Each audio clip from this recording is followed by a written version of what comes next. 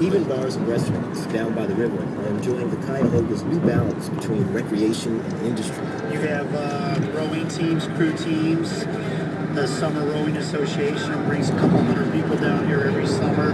Norm Blonsky Jr. owns Major Boats, a 30-year-old mainstay of the river. There's nothing like seeing a freighter come by, an ore freighter, as you're sitting at the bar or out on the patio watching it come by. Sometimes the freighters flash the spotlight at us to say hello.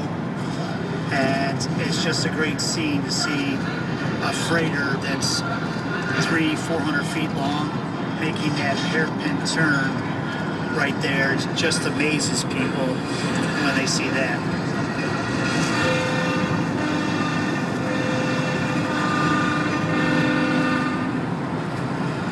How the Cuyahoga has come back to health has largely been everyday people seeing a need and stepping up. People like Dave Lynchek.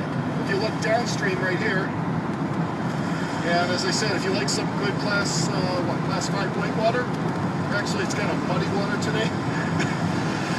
Cuyahoga River is right there on the other side of this railroad bridge. We're standing at the confluence of the Cuyahoga and West Creek in a suburb on the outskirts of Cleveland. There was a rainstorm earlier this afternoon, and the creek is one giant surging mass of water. The site, back in the 1950s, early 60s, the floodplains were filled in, the wetlands were filled in, and the stream, which naturally would have curved back and forth, was straightened out. Dave is part of a citizens group called the West Creek Preservation Committee. He says that development years ago made the creek prone to flooding. And they built a big box department store. To the extent that they ignored the creek, they built the store on one side of the creek right up to one bank, and the parking lot right up to the other bank. Dave went to the department store as a kid. He remembers that the entrance to the store was actually a bridge over the creek. And I thought it was the coolest store around because it had its own creek, and I could sit there on the bridge and throw stones into the creek while we went shopping. Of course, I thought it was cool then, and now I realize that that was very, very bad for the creek and for water quality and for flooding and such. The store closed in the 80s, in part because it would flood so often. For decades, it stood empty. Every time Dave drove by, he would look at that for sale sign in the front of it and think, man, this store just shouldn't be there. We kind of joked about it, it would be nice to take the whole, or get the whole thing. And one day, on my lunch hour, I had called Dave Assarelli, who was the director of the organization at the time, and I said, Dave, that's been for sale forever, we should try to do something with that.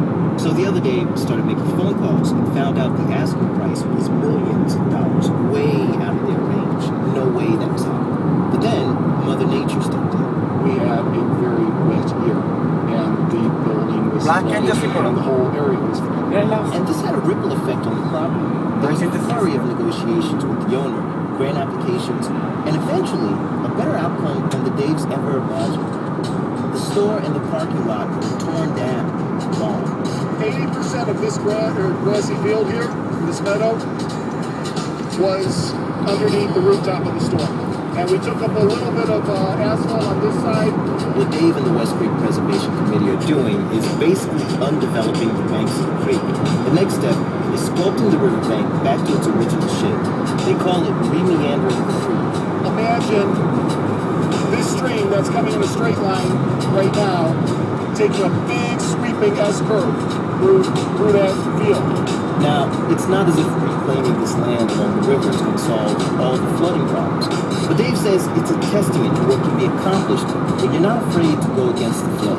It's funny, when we started out trying to preserve land and making the case for preserving the land, we said, once it's gone, it's gone.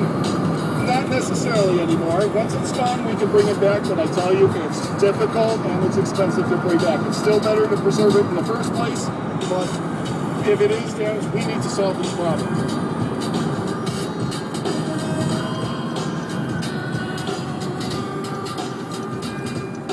Sometimes undevelopment is what a community wants for an area, but mostly these days drawing development to a neighborhood is the goal.